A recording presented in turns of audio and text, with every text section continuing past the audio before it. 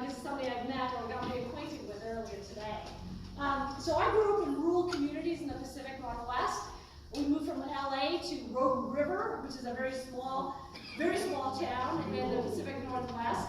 I remember when I was 7 years old, I was asking my dad where all the jungle gyms were. And so he did what dads do, which is he's like, there's a tree, go, there's your jungle gym, or here's a creek. There was a real important time in my life is we lived there from when I was 7 to 12, because I learned the importance of the environment, because you're surrounded by beauty. I also learned how hard it is to live in rural America. A lot of rural communities are struggling, and our family struggled. But my dad was very fortunate near the end of our time there to get a job at a produce stand outside of Rogue River, where he learned the produce trade.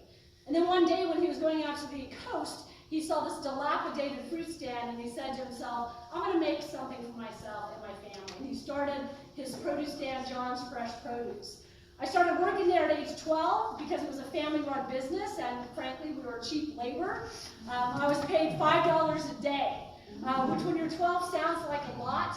When you're in graduate school, you realize your dad violated child labor laws. But since you love him, you're not gonna sue him.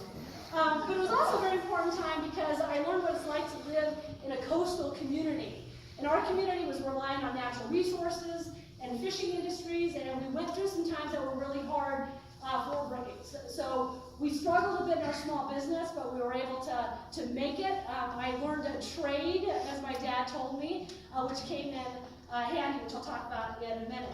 I want to just deviate a minute to let you know that just a few moments ago, I met my old biology teacher, Mr. Gary.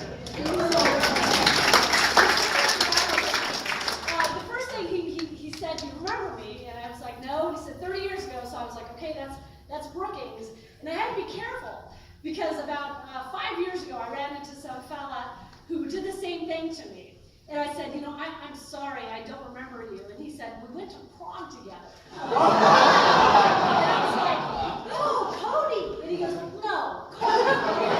So it was downhill from there. So I have to be careful when I meet people for the first time. But I just told Mr. Geary that when I went to college, I was a biology major for 2 semesters because it was so difficult.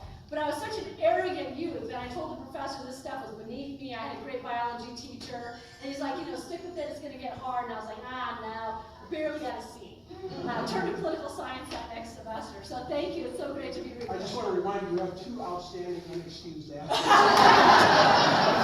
Does not Make it up whenever you want. Okay, I'll try this extra correct. So my dad taught me a produce trade that actually came in quite handy because when I went to college, I needed to pay for college, and I started working at Safeway, and I was a proud journey member at UFCW Local 555. I started as a courtesy clerk, and within a couple of weeks, I was helping run their produce department. So thanks, Dad. I'll forgive the child labor violations. But I had a family wage job by age 22. I was a journeyman at Safeway, and allowed me to get through college relatively debt-free. And we don't see that happening with a lot of kids going to college this day. Went to graduate school in the East Coast to study political science. I came back every summer because, has anybody been in New Jersey in the summer? You know exactly why you come home. And at that time, it was just my dad and I, and in addition to the small store, we had a small family farm. So I got to work in the mud again and get reacquainted with my former community. I then started teaching. I've been teaching at Washington State University, Vancouver for 23 years. Go Cougs! I never know. I will say that. Okay. That usually is good, but you know, sometimes there's some Huskies. I'm very proud for my time at Washington State University, Vancouver. I teach political science, public policy, and my passion the last couple of years has been civility in politics. Yeah, I know. The irony. So for the last several years, I've been studying political polarization in our political institutions, primarily the institution of Congress, finding out why we become so polarized, why members aren't reaching across the aisle, and how bad that is for democracy. So I've been studying it, but I've also been trying to bring people together at the local level. So 4 years ago, I started something called the Initiative for Public Deliberation, where I train my students to be neutral facilitators, and we host policy forums in communities. And my students don't teach. What they do is they moderate conversations with people who disagree with one another, who are sitting in small groups. And the reason why we do this is if you have somebody who can carefully construct a conversation, even on difficult issues like homelessness, affordable housing, race, opioids, if you have a skilled facilitator, you can have a real productive conversation because you focus on shared values and beliefs, and you focus on listening to what other people have to say and understanding where they come from. So that's been my passion for the last 4 years. I've been recognized for my work within the community in bringing people together and bringing some civility back to politics. So I've had that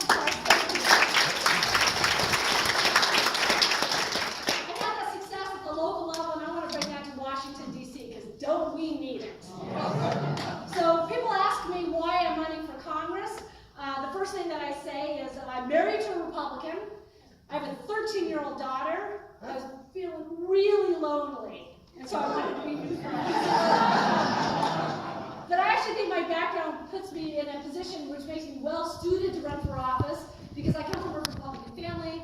I have a Republican husband. This is strange to many people, but the reality is you learn to understand where people are coming from. And you learn that we actually all do share the same goals of what we want America to be like. We just maybe have different ways of getting there. So I like to bring that mentality to Congress. It's one of the reasons why I'm running, and I'm very excited to do so. And we are doing quite good.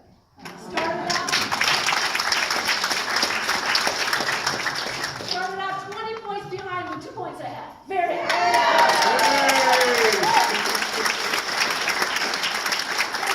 Thanks to people like you. I see some of my super volunteers here, and I'm meeting some of you for the first time. But the reality is, there's such incredible energy in this campaign, not because of me, but because people really want to be energized about changing our democracy, electing the right people to office who want to work towards solutions, who want to elect problem solvers rather than ideologues. So it's because of people who are enthusiastic about this race and others that I think we have a chance of reclaiming our democracy and moving in the right direction.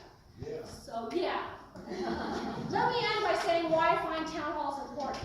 By first saying that this is my 42nd town hall in 10 months. It's the second one I've had in Battleground, and we've been in front of 3,250 people so far. We've got 4 or 5 more to go. And the reason why I like town halls is you can hear a little bit about me, and you can also tell me about you, and I can be here to answer questions. I think it is so important to have live town halls where you can meet your potential representative and talk to them about what are your issues. I think they're also important because if we disagree, I can look you in the eye and tell you why we disagree. You have an opportunity to tell me why I'm wrong. I have an opportunity to defend my record. I mean, that's what representation is all about, not hiding behind a phone or hiding from your constituents. You have to be out there in the community talking to people. And it's also a lot of fun, and we learn more about each other every time we do this. So we're going to continue to do this as the election goes on. I think it's important to also note, and I don't believe I have to say this, I will continue to do this once elected to Congress. Yeah. So with that, we've got an hour and 10 minutes together. I'm going to open it up for you. What I'd ask that you do is tell me your name. You can I'll try to remember some of them. And then where you were from. And then I'll probably have to yell out the question again. And I want to make sure as many people have an opportunity to ask a question. So if you've asked one, try to let other people have that opportunity. Because even though we have 70 minutes, it actually goes by really quickly. So who's going to be first? It's going to got to be a good one too. So okay. And your name again? My name is Shelly Stackler, and I've lived in Clark County my whole life. I was born here, and I've lived in Battleground for about 25 years. My question was, I wanted to ask about the measure, is it 1631? Is that the one about the pollution? Sure, about the carbon fee. Yeah, I wanted to ask, why should I vote yes? And what would happen if I did? What exactly happens in that measure? So for that, the one thing I would mention is it's a ballot initiative, and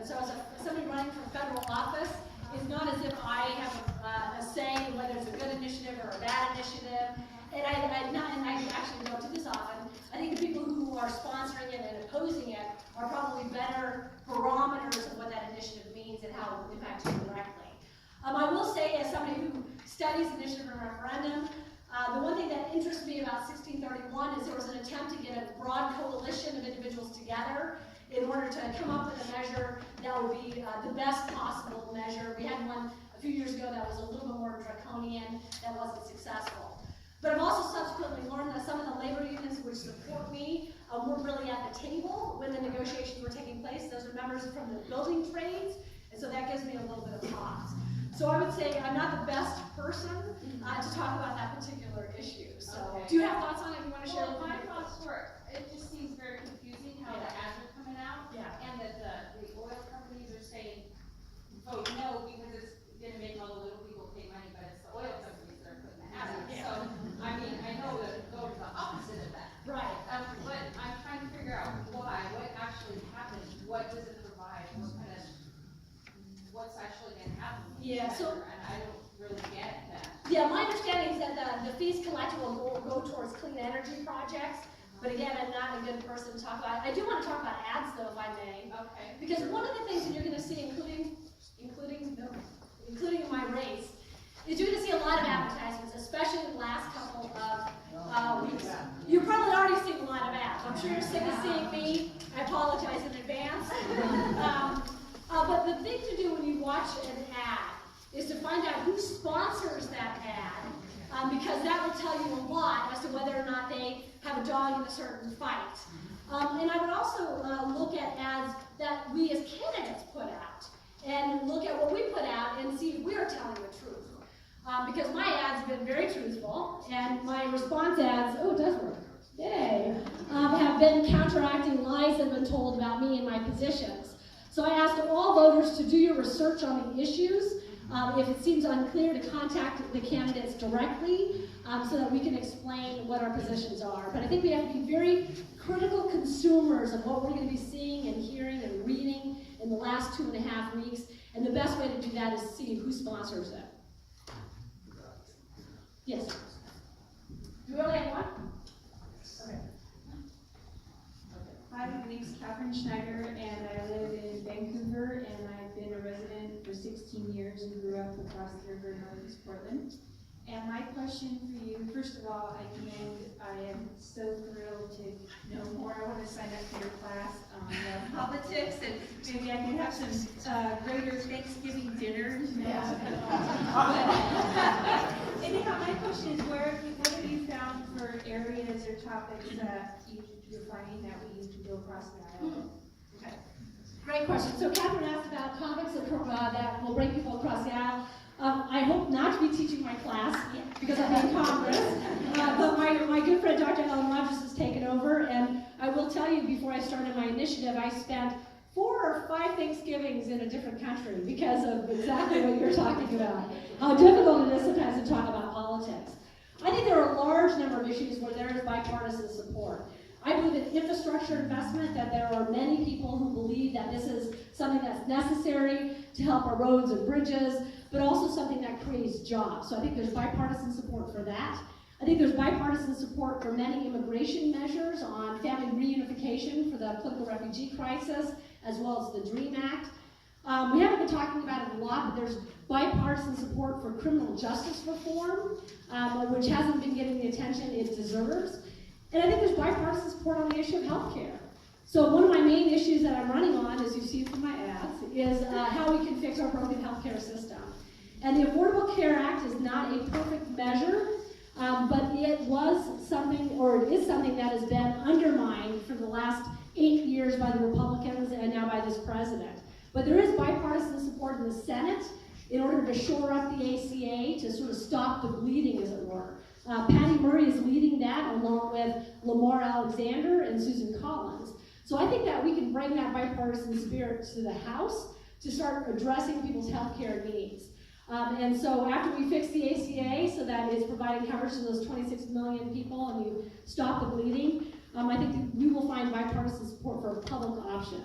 So a public option is when individuals or organizations can buy insurance directly from government.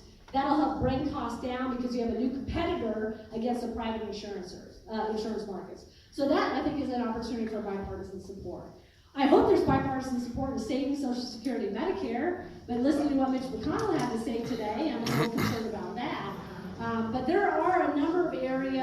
where if we can get away from leadership sort of harsh rhetoric and everybody go to the party line, we can get something done. Catherine, you had a follow-up. Yes, and my follow-up is I work in healthcare. I'm an operating room nurse and a 3-time survivor of ovarian cancer. And while I'm not asking for the Hail Mary, I do would like to have some reassurances that I don't have to deal with the chaos of what it is right now to deal with healthcare being in the age group that I am. So thank you for contributing to that.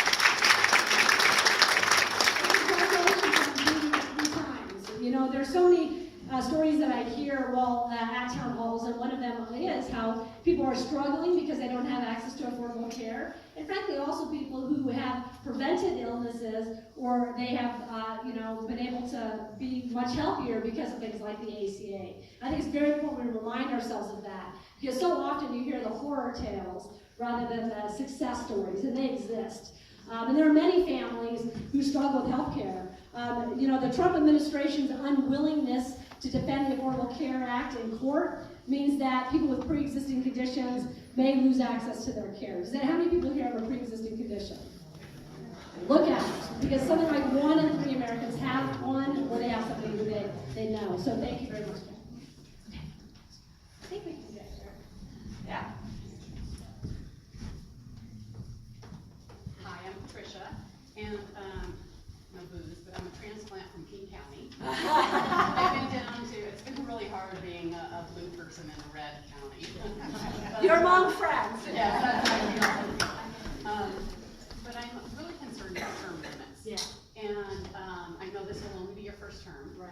But how do you feel about it, and what are your thoughts? It's a great question. I'm getting it increasingly in town halls, and I think it's because if you look at the average tenure of service for members of Congress, we're looking at least a dozen, if not 30 years for some of them. So my answer might surprise you, but let me explain why. I'm not in favor of term limits, and it's not because I'm running for Congress. But as a political scientist, when I look at states that have imposed term limits on state legislatures, and we have in this variety of states, what happens is the power shifts from that elected member of the state legislature to their staff, which of course are unelected, and to lobbyists which have a disproportionate amount of power over those newly elected members. So if the state legislature's experience with term limits is any example of what would happen with Congress, I think it's a bad idea.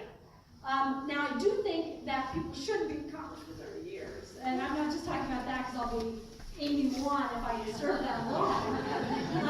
But I'm saying that because I do think that new people being elected is very good for the institutions of government. And in fact, I'm so happy that in this particular electoral cycle, people like me never thought I would run for office. Pediatricians, scientists, engineers are running for office for the first time. And it's not only good that they're new, but they bring a diversity of experience to Congress, which is more reflective of the American public.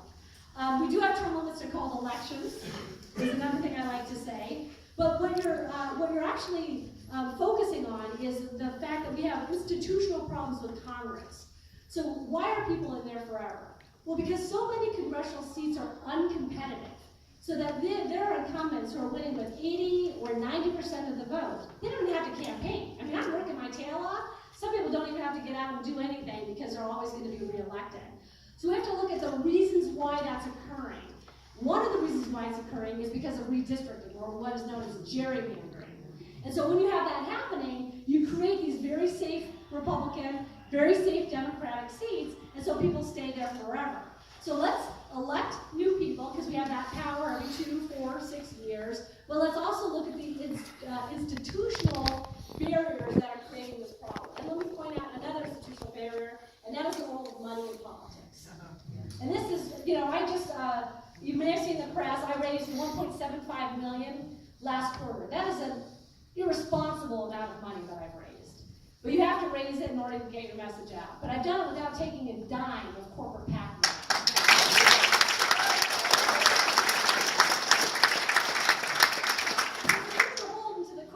To not beholden to the people in your representative district. So that is something that I think we should hold our representatives to account for, but also work at ways to decrease the role of money in politics. because that also plays a role in this incumbency advantage. I can't tell you how many people I've reached out to who say that they always just back the incumbent because that means they have access to the member of Congress. You shouldn't have to give campaign donations to have access to your member of Congress. So let's work on the institutional issues as well. Great question. You talked about the Affordable Care Act. What is your position on universal health care for all? Yeah. So I've been told I'm for it by my opponent, and I think I've explained my healthcare position in 42 town halls and media interviews.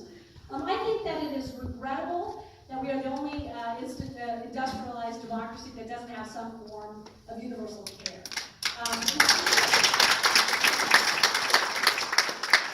That said, the healthcare industry is 19% of our economy, and so the question is, how are we going to get as much care as possible to individuals, given the political climate that we have now? So what can we do in the immediate short term in order to fix the bleeding? That's why I start with the ACA. That's why I talk about the public option. I think after we have both of those, this is what the healthcare will look like. We'll have Medicare, we'll have Medicaid, we'll have the ACA, we'll have the public option, and then we'll have private insurance. It's at that point that I think we have to step back and look at the landscape to see if people are covered and if they're happy with their coverage. One of the things that I think people need to remember about private insurance is that 20 to 25% of Americans are happy with their private insurance. So to fundamentally change, to go for some sort of Medicare for all, or I think you said a single payer, is going to radically change coverage and also radically change Medicare. So I'd rather use the incremental approach. It's more pragmatic. It protects people sooner. Then we take a step back and look at the landscape and see what other things have to be done. I think for allowing me to clarify my position, because people disagree with me. I think mine's the better policy solution at this time. So hopefully I was able to answer that to your satisfaction. I'm going to come over here because I didn't see any hands. Or if not, I'm just going to go back here. Yes. I think you're going to have to yell this one. We can yell. Okay. Go ahead, Jerry. Yeah, it ain't happening. Where did you come out? I'm Jerry Dunn, a Battleground resident for over 20 years.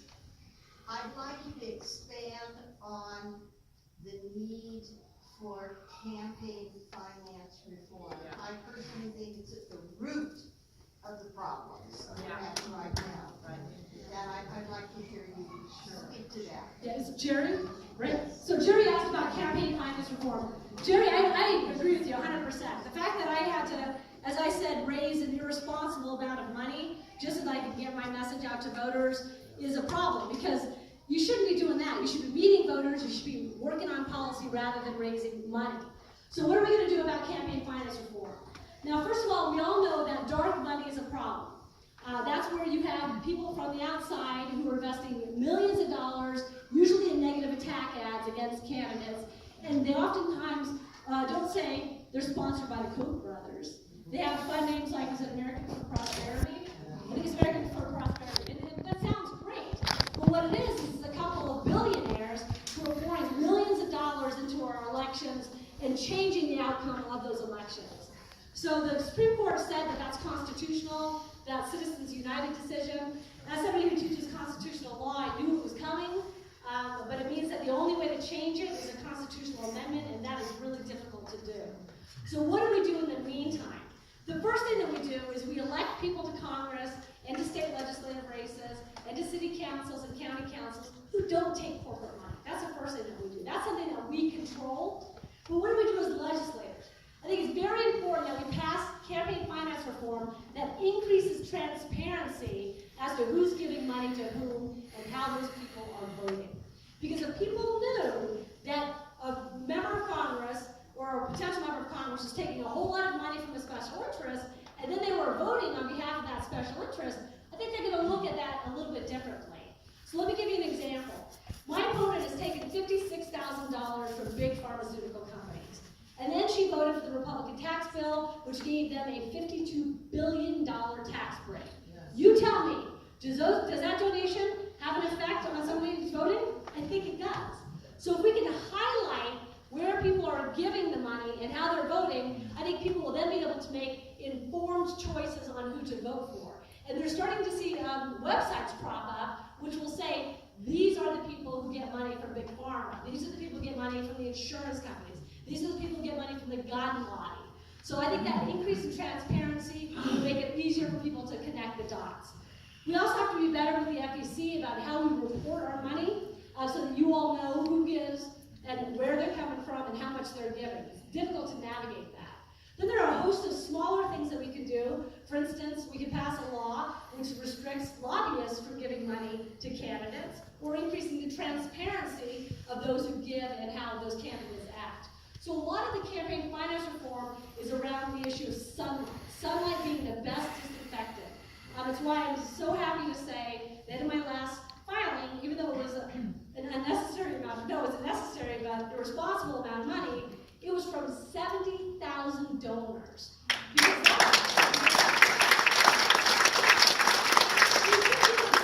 that you're running a grassroots campaign and the majority of your funds come from within the district. I'm going to get this wrong, but something like 78% of my money comes from the state of Washington. You should know that, because if money is coming from out of state, out of district, that should give you pause, because that means somebody is playing in your yard in terms of who is elected to Congress, and that's absolutely wrong. So I'd start there, Jerry. Thank you. Yeah.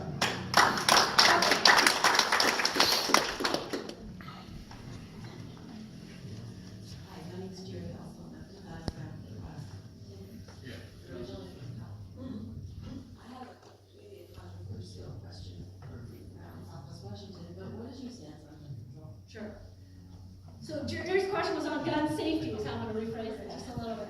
So because I think language matters. Yeah, I think language matters. So the first thing I would say is that it has been a shame that over the last several years, the Centers for Disease Control has been unable to study gun violence. Yes. Congress passed a law saying you can't study gun violence. It's ridiculous. Congress finally got rid of that law, but didn't fund the CDC to study gun violence. Why do I start there? I start there because I think science, Mr. Gary, you gotta be proud. You're so proud of me. I think that science should guide public policy, and social science should guide public policy. And you can only get to that if you're able to study gun violence. So I would start there, and we are now seeing a lot of states that are in support of certain gun safety measures where we can see if it makes a difference. I would say, and this is actually in response to maybe it was something Catherine said, there's actually bipartisan support for a lot of gun safety measures. Universal background checks, making sure there's funding for background checks, closing the gun show loophole. All of those things have bipartisan support. It's not making it to Congress because the National Rifle Association, who funds my opponent, has an inordinate amount of influence in that area. I also think we should look at states like Washington, which through the initiative have passed gun safety measures as a sign that there's actually greater support for gun safety measures than people realize. The Extreme Risk Protection Order, passed by initiative by over 60% of the vote, makes sure that people who are at risk don't have folks who are creating that risk who have access to firearms. And the measure about adjudicating people mentally ill, also overwhelmingly passed. So we need at the federal level to start looking for common sense gun safety measures. And I'd prefer that it happen at the federal level, because if it happens just at the state level, guns cross state lines. And so that's problematic in terms of comprehensive looking at. But definitely let's study it, because if we don't have that data, we're not going to make good policy. And so let's hope that in this new Congress we can provide that funding.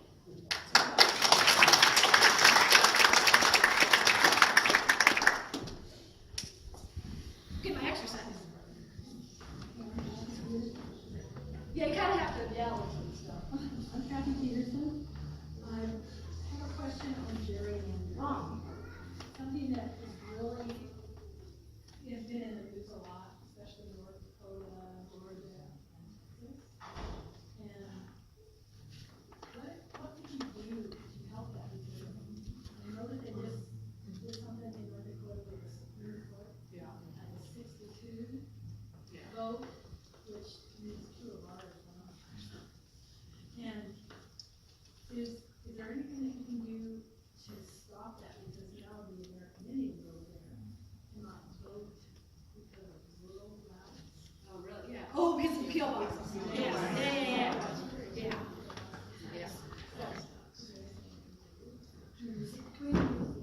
So Kathy asked about gerrymandering and what we can do about it. I love political science questions. I'm starting a little geeky that way. The best thing that you can do is hire the right people for state legislature. So the state legislature is in charge of redistricting. States differ in how they approach redistricting. In the state of Washington, we have ostensibly a nonpartisan committee that's overseeing redistricting. It's not a nonpartisan committee. The people who are on the committee are selected by the Republicans and the Democrats. And when that happens, they do what we call sweetheart deals for gerrymandering. So in 2012, the 3rd Congressional District, which was held by Brian Baird, as you know, for 12 years, was fairly safely Democratic. But we were adding a new legislative seat. So what they did is they created a safe Democratic seat in the 10th, and then a safe Republican seat in the 3rd. It's called sweetheart deals. That's terrible, because what it does is it perpetuates the problem. So my argument is to hire the right people for the state legislature who cares about redistricting, but who also will say that nonpartisan academics or members of the community or somebody who has no links to the political party should be in charge of redistricting. Because you need to take the politics out of it. Even in states like New Jersey, they had a 3-member panel. There were still political appointments. So we have to have a process where people who aren't politicians aren't drawing the lines. That's the way to do it. I wish I could do more as a federal representative, but it's a state issue. But we have to really pay attention to who we're electing for state legislatures. Because they are the ones who are in control of it, and it's going to happen, it's coming up. And so we have to be very smart. Pardon? Really hard. Yeah, so I'm sorry, so you mentioned Texas and Georgia. Yeah. So the reason why it's also problematic, and there are blue states, you know, like California. The reason why it's problematic is people are self-sorting. Our migration patterns are that people are moving to areas where they're surrounding themselves with like-minded people. So we sort of have self-redistricting things that are happening. And it's natural people want to be with a community where people think like they do, but our migration patterns are part of the problem as well. Well, I know that high camp there in Minnesota only won by 1% last time. Yeah. The whole thing is American Indians will vote for her and not her own. Yeah, and I have to check out that court decision because somebody just told me about it. I try to read a lot in recent time, so I'll check it out so I have a better answer than that one. Because it's a Supreme Court decision, right? Yeah, it was. They upheld the North Dakota. And They said it was gonna save them money or something. I don't know. and if they're looking at post office boxes, that's not just American Indians. There are a lot of people in rural communities. They went with you on that. Yeah. But most of them that vote in that area for Howdy Count are all She would win. She would win. Yeah, I'll look more into that because it's a problem. I think you have a problem. As a follow-up to that though, thank you. My name's Denise Well. I live around the corner actually, so it was really easy to get here. And you're gonna live to me, so you won't forget me. But as a follow-up to that, one of the things that I knew that you can maybe have something to do with is the Commerce Department and the census.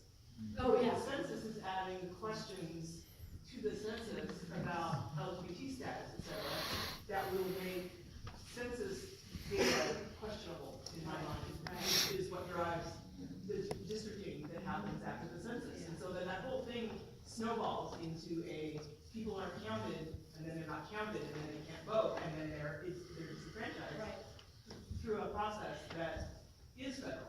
So what are your thoughts about the Census Bureau and the Commerce Department? Thanks, Denise. That's a great question. This is why I learn things in my town halls, or things I've forgotten. I worked for the feds for 20 years. So you know, okay. So the census has perennially had problems. It's not just they're adding new questions, is that there are oftentimes undervotes in urban areas, which are predominantly communities of color, which also predominantly vote for Democrats. Yes. So there's got to be an oversight function for Congress. I will look into it. It's something that I like democracy. I like when it works. I like one person, one vote. You know, I like safe and free elections. Can I get an applause line? I'm on the trip, and it's going to be funny for all of you. It's tragic. So there's an opportunity for me to use oversight in that way to help preserve our democracy. I absolutely will do that. You've got my solemn vow on that. Thank you. Thanks.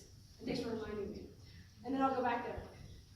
My My name is Sharon. I just moved back to Washington State, actually from Minnesota. Okay. Lived in Eastern Washington for over 10 years, wanted to get to this side of the state. You're a teacher, you're in higher ed.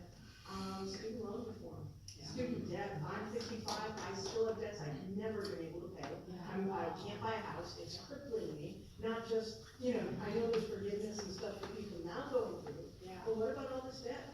But you can't even get rid of it in bankruptcy. You have to be mentally ill to get rid of that. I didn't even hear that. Oh, yeah, for disabled, for totally and permanently disabled. Oh, disabled, okay. Okay, but that can be if you're mentally ill, you have to not be able to work at any job. Okay. And it's a separate bankruptcy, trust me. I do know that. Trust me, yeah. So it was, Susan? Sharon. Sharon, sorry. So Sharon, you said you're 55 and you've got debt. I've got lots of debt. I am 51 and I still owe, I think, 36,000. They went over $1,200 a month. Yeah, it's terrible. Okay, it's just never gonna, I've been able to, Can't buy a house. I've refinanced, I've done everything, I've never been able to pay. No, it's What's terrible. gonna happen? Well, and it's terrible for people like you and I, because what we've done is we've paid hundreds of thousands of dollars in interest. And it's not like we're looking at the debt, it's interest that we're paying. I'm at 8%. You're not gonna pay off on the land. No, it's not happening. And I'll pay mine off by the time my child goes to college. So I feel your pain, and then I'm single, it's, yeah. well, and as a university professor, I know that students struggle. Do I have any students here who have, okay, sometimes, okay, there's one in the back. So we are always dealing with it in a college level. What am I gonna do about it? So a part of it's gonna be triage right now. So I'm not sure what we could do for folks who've been paying for a long time. Or not paying. Because they don't have capacity. But we do have to have reform, because if you can't share and buy a home because you're paying off a debt, because that's the only way you can go to college, that's not right in America. Here's what I'd like to do. I think we need to add to the amount of money we have for Pell Grants, which is funding for people who qualify for it. For loans, I think we should move to very low interest or no interest loans, so we don't get into a situation where somebody's just paying the interest. That's most of what you're paying is the interest. Also, I think people should be very aware that the Republicans are undercutting the loan forgiveness program that currently exists. And that's problematic, because that forgiveness program actually attracts people into certain jobs where they desperately need people. So I think that we got to go back to what we had before, which is some amount of loan forgiveness. And then if people are very much struggling like you are, we have to find a way to refinance that debt in a way that is manageable for you. And I hate it when we create policies, and you teed this up nicely, where the current students benefit from a very new policy, but those of us who are still carrying debt, we don't benefit. So let's look at the people who aren't touched by reforms for current students and see what we have to do for people like you. It's something that I care a lot about. It's why, if elected, I'd like to be on the Higher Education and Labor, or sometimes it's called Small Business Committee, so that I'm there to bring my experience as an educator, and also as a parent and as somebody paying off debt, with how that hurts your economic capacity. Because that's really what it is. If you're paying $1,200, I'm not doing something. I'm not able to. That's what they want. Yeah. And that is refinance. We misunderstood. That is refinance. I just keep deferring it. Yeah. And it adds up. Yeah. And it adds up. Years and years and years, you have people in that position. Yeah, and so let me just change what I'm saying, Sharon. If you could pay, it would also be it'd be money that doesn't go to buying an automobile, buying goods, which is the engines of our economy. Could you already ask? Yeah, I could ask you. Sorry, I got a loud voice. Okay, good. Go off to Battleground, and I want to be able to answer my lunch buddies how that you are an interloper, that you come, to heart attack. Interloper, yes. Yeah. How can I tell them to shut up and look at the road? Well, tell them that I lived in the district for 16 months, and the constitutional requirement is that you live in the district one day. But that's not going to be satisfactory to people. This is what I tell people. I have worked in this community for 23 years. Yes. 23 years. I've had thousands of students, not a couple hundred, not a couple classes, thousands of students. Any town hall I go to, I see somebody who I taught with. I was at the Skamania County Democrats dinner a couple nights ago. I ran into Marilyn Breckel. I taught her 18 years ago. So I have roots in this community. I would say that. I would also say that the fact of the matter is that I have seen more constituents in the 10 months I've been running for this office than Jamie Arabella has her entire legislative career.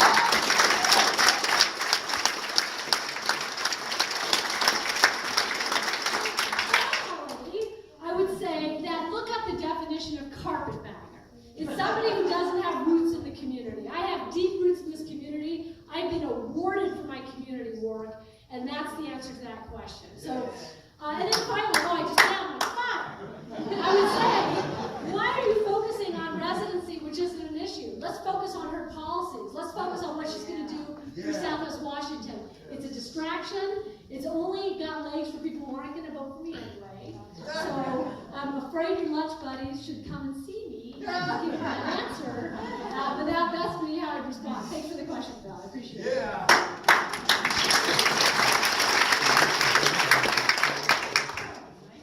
Carolyn. And I live in Vancouver by Chuck's. And, Chuck's is great. I like Chuck's produce. I go there and it reminds me of home. I was wondering, when you're elected to Congress, how do you handle your private life? How do you, if your daughter and your husband are here, you'll be in Washington, D.C.? Yes, yeah. Well, it's funny. I tell my husband and child, who live with me, by the way, that's yet another lie Mama talks about. I don't know who that strange man is, or that child in my house, if it wasn't for that. So it's going to be tough, actually. It's tough on members of Congress. But what I will do is come home every weekend to be with my family, but also to be with the people in the 3rd Congressional District. So the reality is when you're elected to office, the way the legislative calendar is structured, they want you to be in DC working on policy, hopefully collaboratively, right, Catherine? And then they give you time to get back to your district so that you can be in touch with people through town halls, meeting with people, meeting with groups like fishermen or loggers. So they know what they're in for. But they also know how important I find that this election is and how important it is for us to save our democracy, so they're very supportive. I also have a 13-year-old daughter who's amazing, who told me, to my delight and horror, that she's going to primary me in 12 years when she's 25. And it was my horror because she could beat me. She's amazing. We were in Ocean Park doing a town hall, and she worked that room better than me. And then she was calling somebody back in D.C., and she asked him for a campaign donation for her election in 12 years. So I'm a little fearful, but I'm going to be her mentor. And then at the end, I'm going to try to dissuade her, because I don't want her to take my job. So it's hard, but listen, I've been married for 23 years. I've got the most perfect child in the world. And what binds us together as a family is, you know, we want what's best for this country. We want to be supportive of each other. We want to be supportive of people who are in need, and that's why we decided as a family that that's going to be.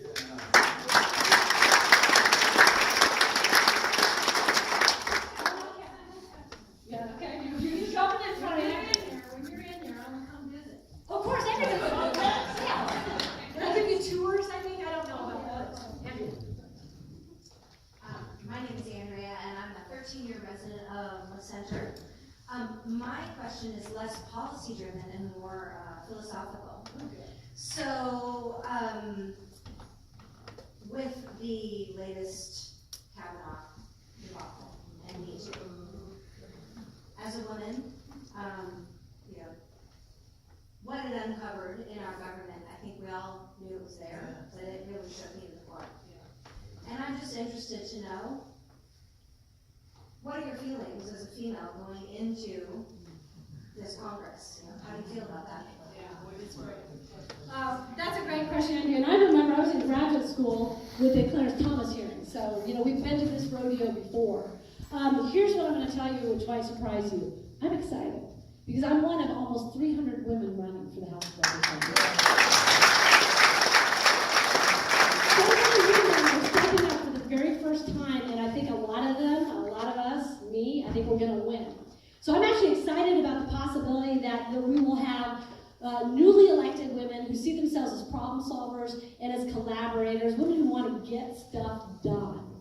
And so I'm excited about that possibility because, as I mentioned earlier, you know, people are running for the first time ever. ever. And they bring a very different mindset to Congress. And so I think that we have to just sort of look at the hope of the future and not dwell on the past, because it was a debacle. As a woman, as a mother, to see somebody treated that way in Congress, and then to see how angry and divided people were after. Because that's the other thing. People fell into their camps very quickly. And it became less a question about judicial temperament and whether somebody's qualified for the court than if somebody was believed and whether or not somebody liked beer in college or high school. The conversation fell apart. So I think it's a remarkable reminder of how divided we are, not only in Congress, but also in the electorate. Because if you talk to people after that hearing, they really were not talking with each other, they were talking at each other. The short answer, Andrew, is I'm excited. I wouldn't be doing this if I didn't think that I could make a difference as a member, as a leader, and as one of what I think will be dozens of newly elected members of Congress who are really excited about changing the institution from within.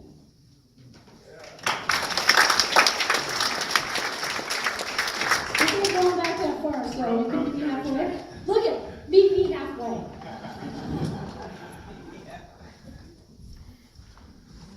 Hi, I'm Jason. I live in Vancouver, and curious as a political scientist what your thoughts are on reforming, keeping, or getting rid of the Electoral College. What inspires you to do this? It's funny because I say I'm a political science professor, so either I know exactly what I'm doing or I should know better, right?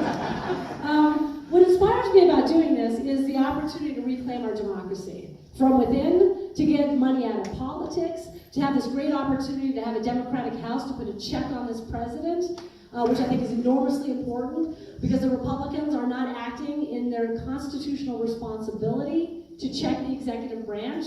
So all of that motivates me. I see real opportunity. Like many people, I was saddened by not just the 2016 election, but the election results, because I saw us becoming further and further divided. I learned today that the president was making fun of another woman because of her physical appearance. And I just, for me, I couldn't stand by and not do anything.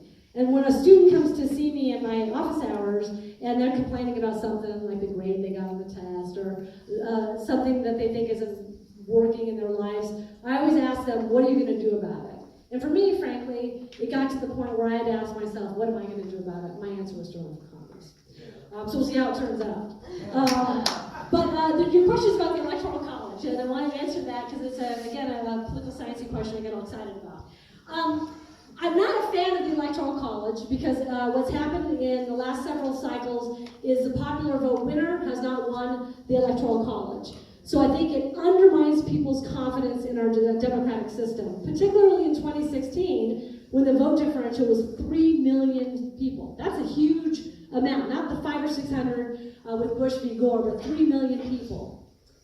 That said, the Electoral College has a function in that it makes sure that, you know, if you're running for president, you are incentivized to go into some of these smaller states in order to campaign. So if I were strategic in running for president, I'd stay on the coasts, hit Texas, you know, there's a lot of people there, and then I'd just try to rack up as many votes as possible. That's not good for democracy either, because all of those states in the middle would be ignored. And those states in the middle have a lot of rural communities, and rural communities are suffering.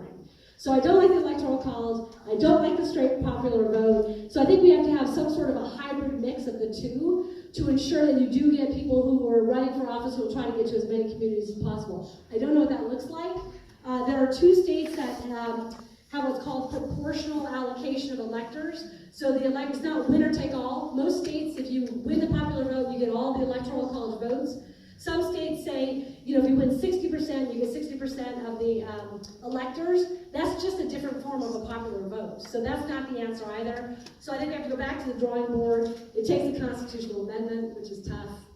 And while we're talking about it, is anybody here from Iowa or New Hampshire? Why do they have so much power in presidential elections? I mean, there are other areas of reform that I think we have to really strongly think about. It's like when primaries are held, where they go to politics. I mean, if you're in Iowa, that is a very homogeneous community that relies on certain issues around like agriculture. It's not very diverse. So I think we have to look at ways in which we structurally have systems that disenfranchise people, discourage people from running, and all of that. And in Congress, we have an opportunity to take another examination. So sorry that was longer than I wanted.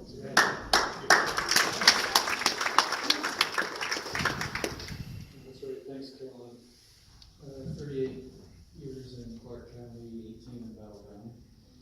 My question is about, well, today I read an article, Associated Press, that the national deficit is over 700,000 billion plus, headed for a trillion, and that the tax cuts that were implemented by the Trump administration have not helped with all those projections that the improved economy, low unemployment would dent the deficit. So I wanted to ask you, with a Democratic controlled, hopefully, House, what are your ideas about what might be done to influence the deficit? That's not an immediate concern I hear a lot in the political world, but it's critical for the grandkids.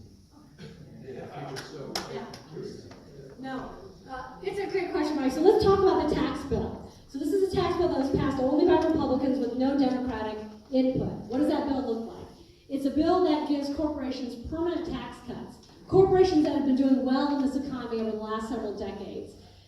It also is a tax bill where 82% of the benefits go to the uber wealthy, millionaires and billionaires and corporations. Now, I think they've been doing pretty well in this economy. I'm not so sure why they need a tax cut, particularly if those corporations are not reinvesting those savings into creating more jobs or paying family wage jobs.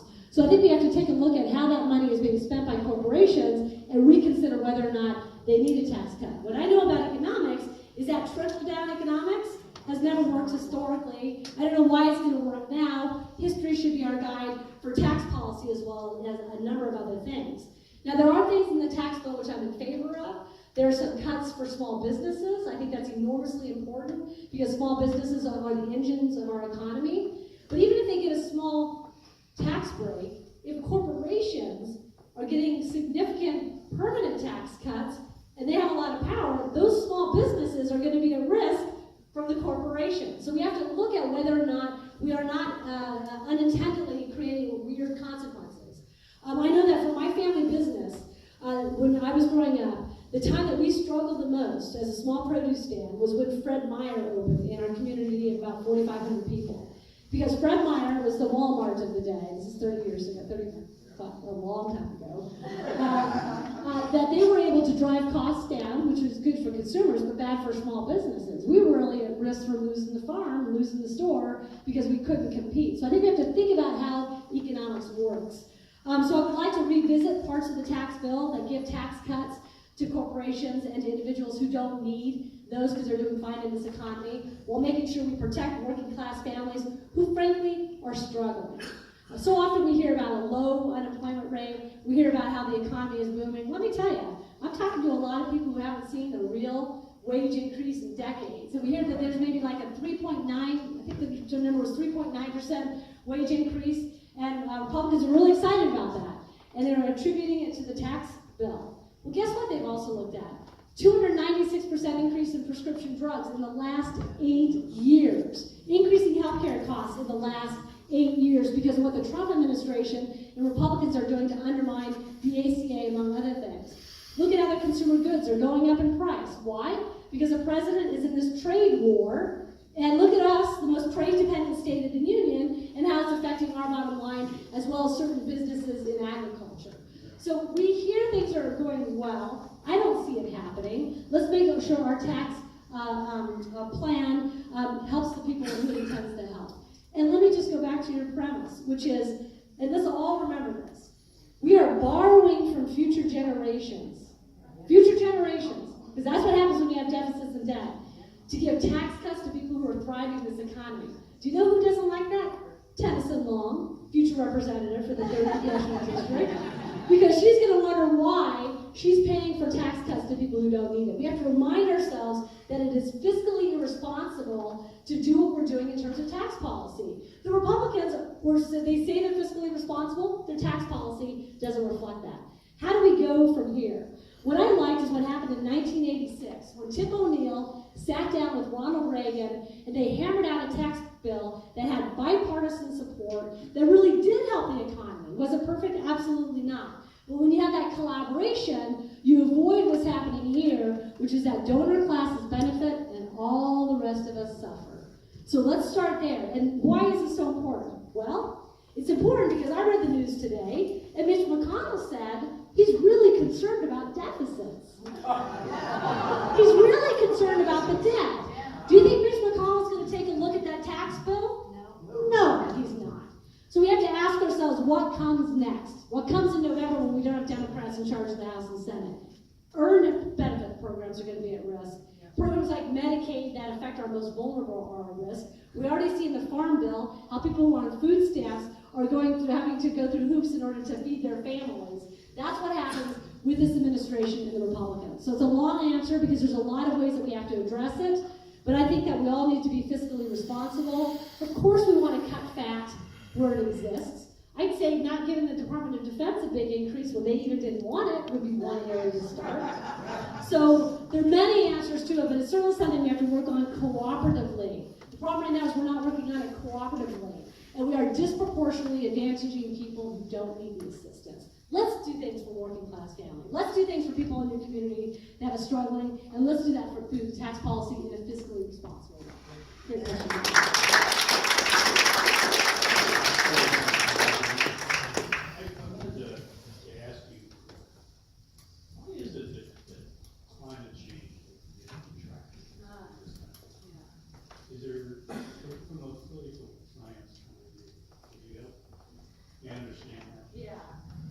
So Bill asked about climate change and why it doesn't get so much traction. So I think the big issue, as came up earlier, I forgot her name, money and politics. Money and politics. I think that's part of it. The fossil fuel industry and the Koch brothers have an inordinate amount of political influence because they have the resources. So I think there are interests, there are special interests that are fighting our efforts to move to clean energy projects. So I think that's part of it. And I think you see this, and this actually gets back to your question at the beginning. Shelley about 1631, is that you see how much money is behind some of these efforts to stop certain energy projects. So I think money politics is part of it. The other thing is apparently we're living in a post-factual world, and that there's such a thing now as alternative facts. We're not applauding the post-factual. Who said that? I'm talking to you. No. But we're living in a world where people say that climate change isn't real, or that if it is real, that it's not human caused. Well, I agree with the 98% of scientists who say that it is real, it is human caused. Some of it is cyclical, and we're actually on the wrong end of the cycle, so it's just going to get worse. And I'd ask them to read the UN report that just came out, which said we are in big trouble if we don't start pursuing measures to address climate change. It's an existential. It is an existential. It is the most important policy issue on our plate. However, I will say that when you're talking to somebody, particularly in a rural community, who doesn't have a family wage job, and you're saying, I want to talk to you about climate change, they're like, I want to feed my people. So we have to recognize that that tension exists. And so we have to be able to navigate that tension effectively. But there are powers out there that want us to pit the environment against working class jobs, union jobs, and they like that tension because they're trying to exploit the politics of it without what I would say, which is you can have protection for the environment and you can have working class jobs that focus on clean energy. They're not mutually exclusive. But I think that more people are paying attention to it. We need to elect people who know that the science is real and is governed by science rather than politics. And we also have to get rid of money politics. So there are a couple of things. And let me tell you something, which so there's 17, I met you earlier. What was your name? Hannah. So this is how we save our climate. Talk to Hannah. Because the biggest activists right now on behalf of the environment are kids like Hannah in high school and kids in college. because they know it's an existential threat. They're concerned about it because they're seeing that their futures are jeopardized. So I think we need to empower young people as much as possible. I have more high schoolers volunteering for my campaign than college students because they are very concerned about the climate. They're very concerned about gun safety. The children are our future. That sounds hokey, Hannah, but the weight of our democracy relies on you. It really does, because they are the ones who know that they're going to be around dealing with the effects of climate change. But we also have to learn to talk about it. And so if I say I believe climate change is real and it's human caused, and I talk to somebody who says, no, it's not, I'm going to pick on you, Sharon, because I know that this is Sharon's position. Sharon says, no, it's not real, it's not human caused. If we start there, we're not going to get anywhere in our conversation. But if I say to Sharon, let's talk about forest fires. Let's talk about flooding in the Chehalis Basin. Let's talk about how agriculture yields are lower now because of our changing climate. Then we're starting to talk about climate change without talking about climate change. So we have to change the way we approach this so we can find that common ground and at least start to mitigate the effects of climate change while we look for long-term solutions. So I don't have a perfect answer, but that's what I'm thinking a lot about, and then trying to get all Hannah's friends to come to my next town hall.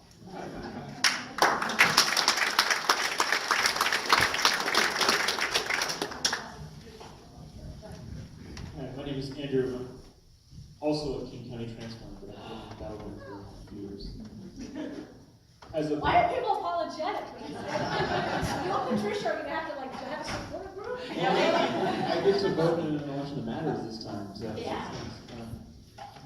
As a student of political science, you know one of the reasons we have a representative democracy is so that when really complex issues come up, you can sort of bring to bear your expertise and make informed decisions. But sometimes that can be at odds with your constituency. I wonder if you can comment on that, how you would address these sort of tough, complex issues that can't be sort of explained in a soundbite in this sort of post-factual world. That's a great question, Andrew. It really is, because we have two roles. We are a representative of the people, but we have sometimes a trustee role where we would tell our constituents, trust me that this is the best policy for the 3rd Congressional District, and those are oftentimes in tension. My first obligation always will be to represent Southwest Washingtonians. It really is. That's why you hire a representative. But as you suggest, there will be at times where I think the policy answer may be at odds with my constituency. It's inevitable. It happens to every member of Congress. What I'll do is I'll represent first and sometimes take the hard votes because it's the right thing to do for the district, for the state, for our democracy. And it's going to be hard, and I'll be pilloried for it, and they'll run attack ads. But what I will do is I will come into settings like this. I'll look you in the eye, and I'll tell you why I cast that vote. And you can tell me why I'm wrong. And I'll tell you why I did it. And we may not come to an agreement, but I'm always going to be there to explain myself. Because it's when you remove yourself from the people, you don't give them that opportunity to interact with you. And I don't have all the answers. I mean, I'm not an expert in all this stuff, so I'm going to be relying on other people, as well as relying on people in my district to tell me how they feel about issues. So that will always guide my decision making. But I'll always be present, accountable, and committed to explaining myself. Because that's what a representative does, that's what I vow to do. I mean, the reality is this. There's only one person who agrees with me 100% of the time. And I voted for her in August, right? So we know that we're not always going to agree. But if I'm always going to put myself out there before you, talk to you, gather your feedback, then I think I will have done the best that I can in order to inform my decisions to do the right thing. Great question.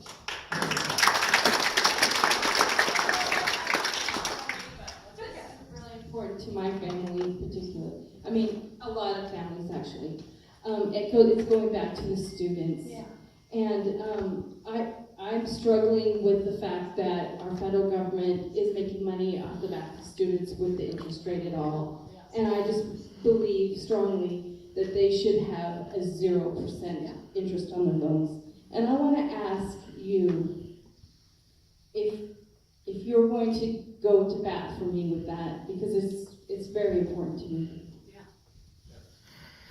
100%. I'll go to bat for you, I'm going to go to bat for Sharon, and I'm going to go to bat for all the students that I used to teach at Washington State University for 23 years, Bill. 23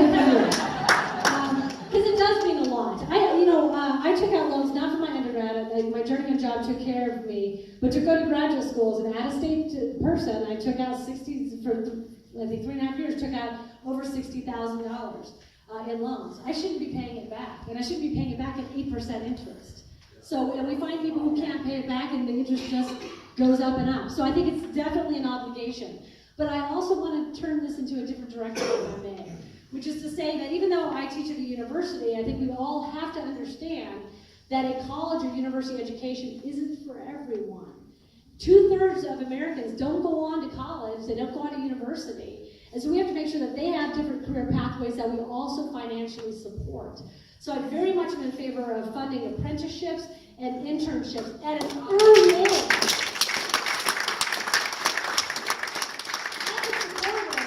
Randall, I call him Russell, it's an inside joke, I'll tell him that later, who makes more money as a pipe fitter than I ever did as a professor of political science. What? We have to do that. And I also strongly encourage apprenticeship training through unions, because you earn while you learn, and some of those apprenticeships, you earn college credit. So we have to look at those pathways to success, make sure that we are funding them with federal dollars, and then also making sure we are incentivizing businesses to take on an apprentice, to take on an intern, because it's not easy. It's not easy to have an intern or an apprentice. You have to train them. So we have to make sure we want businesses to get attracted to that type of a work pool so that they then have the training that they can have a family-rich job. So I just want you to know I'm equally committed to those other pathways for success. Yeah, I totally Okay, understand what good. you're saying. I'm really on the same page with you with that, because I can see that there's a big gap in the steering of students through the high schools into those areas of expertise. It is. So you know, I went, and I don't remember, Mr. Geary is going to have to tell me, but I know that for my class, I think 7 of us went on to college. Maybe people went on later. It was a class of, I think, 83 or 88. I have to double check that. So we weren't a lot. There weren't a lot. It was a, you know, it's a small rural community. But what I do know that in recent years, high schools really champion their kids that go off to college. You see the flags of WSU and UW, you know, because they're proud and they should be. If you're able as an educator to get somebody excited about pursuing higher education, that's fantastic. But let's put a laborer's flag there. Let's put IBEW for the electricians. IBEW, okay, great. Hey, good. Lucky guess. Lucky guess. Let's put those flags up as well so that we tell kids that these other pathways are just as good, you know, and they will give you good jobs. We have health care, you have a pension, that we do that. And we don't do that enough, and I think schools are coming back to embracing that, and I think we have to encourage it as much as possible. Because, you know, I had a member of my team who told me, and he grew up in a rural community, that he was told as a high school student that if you didn't go to college, you were a loser, essentially. Why are we messaging that to our kids? We can't message that to our kids.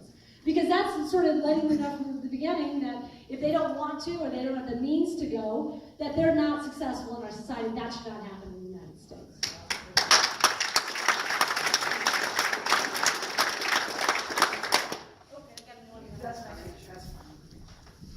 Couldn't get my wife to do it, but she would. Ladies, Jim, I was looking you up on the internet last night, and I typed your name in, your opponent comes up. So I'm trying to figure out why, how, I couldn't get rid of it, so.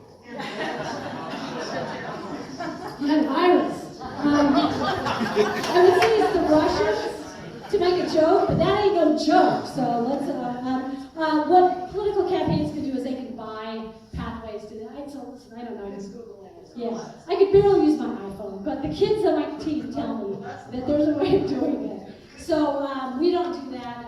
Hopefully you looked down and found them eventually. Yeah, eventually. Yeah. Well, Hey, your name, and then it goes right to. back to hers. Yeah, I don't do that. Maybe I should. I'm just No, trying to. I thought she did it you. Well, yeah, so Google Analytics. Yeah, it's Google. Yeah. Just go to electlaw.com and you come directly to me. How's that? Okay, so we are at the 10-minute mark, so I want to make sure I have a few minutes to tie things up at the end, and then a few more questions. Carolyn, I want to know, when you go to these town hall meetings, what is the #1 concern that you hear from people? That's great. So the question was, what is the #1 concern? It's healthcare. It's the fact that Republicans have been talking about repealing and replacing for 8 years that they haven't come up with a solution. The solution they came up with was draconian, and the fact that they are consistently undermining the Affordable Care Act. That's number one. Closely tied to that is the increasing cost of prescription drugs. 286% in the last 8 years. My opponent has taken $56,000 from Big Pharma, voted for a $52 billion tax cut. What does that say? The third thing that I hear about is concern about earned benefits. And I think we got a little bit of a sign today from the leader of the Senate when we are looking at needing, we have to protect Social Security and Medicare. For Social Security, half of our seniors rely on that as their sole source of income. And that's not enough to cover prescription drugs, food, housing. So my concern reflects the fact that our earned benefit programs are probably at risk of being cut. So I hear that quite a bit. I hear a tremendous concern about the debt. And it's because people are understanding now that the tax bill, which disproportionately helps people who already have wealth, is leading to the deficit and then the overall debt, which is going to have a terrible effect on our economy. So those are some of the others. And then I'm hearing increasingly about education, not just higher education, but also K-12. And the fact that Betsy DeVos is in charge of the Department of Education. And under her leadership, we're doing these changes to some of the federal monies that go to college students, as well as some of the directions she's taking us in terms of charter schools. So I'm hearing about that increasingly. And so my positions are, I think, the better ones on all those issues, which I hope you've heard a little bit about that tonight. Yeah.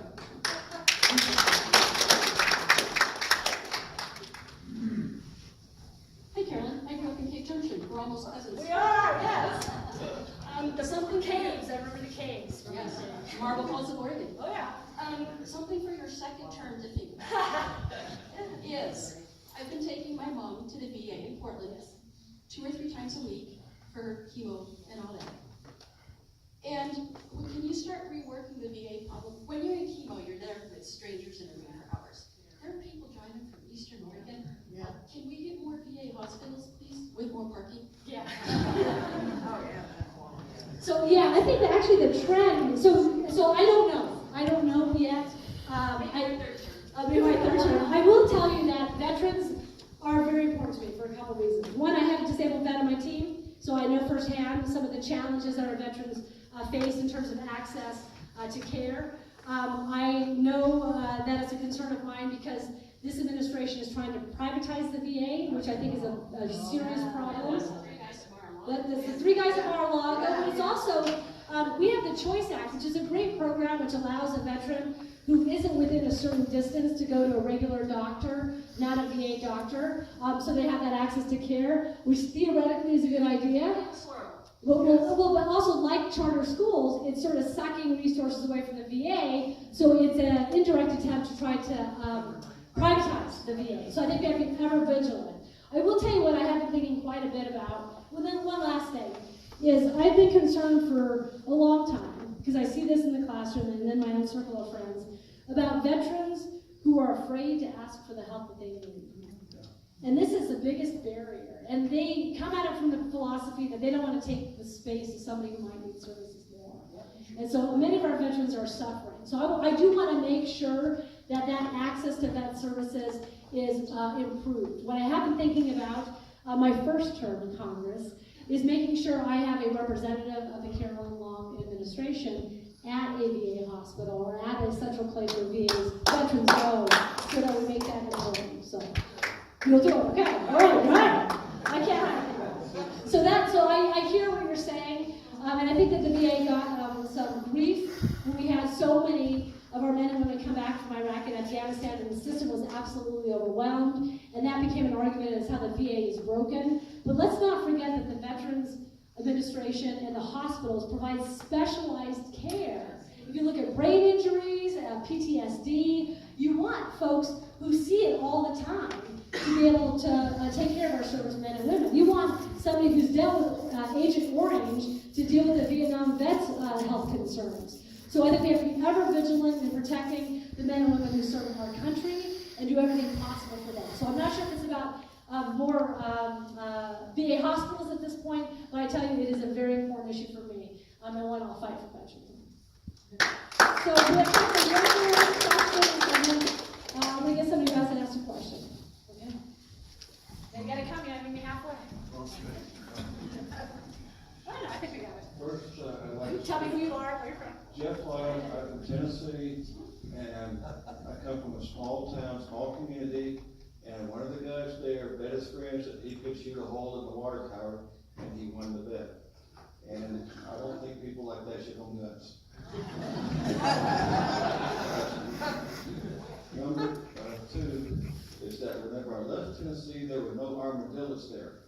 Then all of a sudden they started getting run up on the road, and people said, oh, they're just other people's exotic pets. Now there's too many on the road to be just other people's exotic pets. And number three is that I know this lady who took her mom to urgency care because she's bleeding from a rectum. She got there, and her mom didn't have ID on her. So they would not do urgency care because her mom had no ID. And I think there's something wrong when we live in a society where it's easier to get deported by ICE than it is to get health care.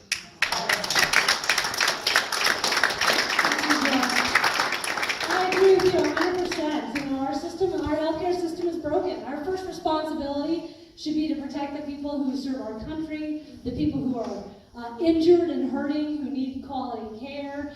And I think that the measure of us as a society should be governed by how we treat those people who are most vulnerable in our communities. And let's get back to that time, rather than what we have now, when you've got bullies in the White House, you've got a Republican Party complicit in that bullying, and we are so full of discontent and hate rather than working in a cooperative fashion. So let me end on this. You know, I've got sharp positions against my opponent. I've been very clear about that. But they're positions on policy. It's where I think policies are wrong. It's the fact that I don't think you should take corporate dollars because I think it affects your vote. It's the fact that I think that you shouldn't vote to repeal the Affordable Care Act for 40 times and not come up with a solution. The fact that you have done things in terms of tax policy where you are not actually providing the economic boost that you say you are, rather you're giving corporate breaks to those who don't need it. So I think that my philosophy in running for an election is to draw a contrast on policy and for you, the voters, to decide who has the better policy. What I don't stand for, and what I don't like either before I started running and now that I am running, is the perpetuation of lies that we see in campaigns. It is disheartening, it's saddening, and for many people, or for many outside interests that fund these, including candidates, I think it is a deliberate a deliberate intention in having you lose faith in your democracy. Because when you see those ads, you're going to be like, why should I vote for any of these fools? Why should I even vote at all? Because of the corrupting evidence of money in politics, the fact that my vote doesn't count. I think that is a concerted effort, and we see it happening in our democracy. So while I have sharp differences with my opponent, while I have sharp differences as a Democrat with some of the activities of the Republican Party, I've always focused on policy, not the personal. And I will bring a bipartisan approach to Congress because I've walked the walk, I've done it locally. I know that I could do it within the halls of Congress. So I'm going to ask you, when you cast your vote, to think about this. Who do you trust more? Who do you trust more to protect your health care? Who do you trust more to get us comprehensive tax reform that helps the people who need it? Who do you trust more to protect your earned benefits that you paid into all of your life? And who do you trust more to protect the people in our society that is most vulnerable? And also to remember that facts matter and integrity matters. And if somebody is telling you a lie in an ad, or they're misrepresenting your position to a friend, that's when you have to ask yourself, who do I trust more? And the reason why I end on that is because I know the person you're going to trust is Carolyn Long, and that's why.